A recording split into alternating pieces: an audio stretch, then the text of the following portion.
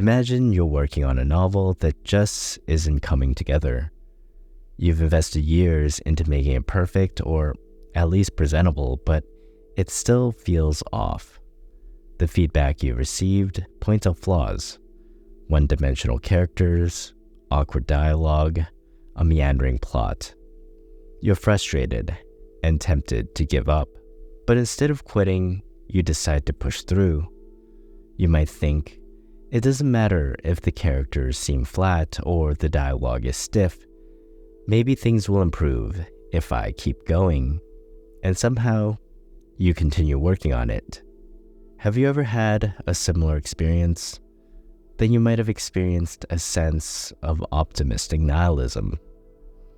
I'm currently reworking the entire project that I began 4 years ago, and at times, it feels incredibly demoralizing, like being sent to prison, getting released for good behavior, and then immediately committing another crime to be sent back. I'm essentially redoing everything from scratch, revising scenes, reworking characters, and rethinking the plot. But instead of seeing this as a setback, I'm trying to view it as an opportunity. Every rewrite, every change is a part of the creative journey. The novel's transformation mirrors my growth as a writer. It's not just about fixing flaws, but about embracing the process of evolving and refining my work. I know, I sound delusional, and maybe that's kind of what optimistic nihilism is about. In practical terms, optimistic nihilism helps keep you moving forward, especially in creative work. It's easy to doubt whether your efforts will pay off or if anyone will even notice.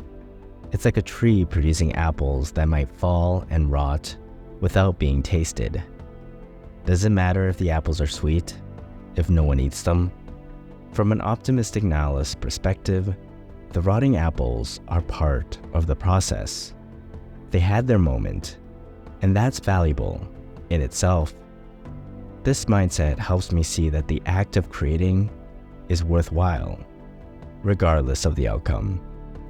You see, my goal is to write and create for as long as possible, to be a tree, to bear fruit, regardless of the taste, regardless of being planted in a spot where someone will come and pick them.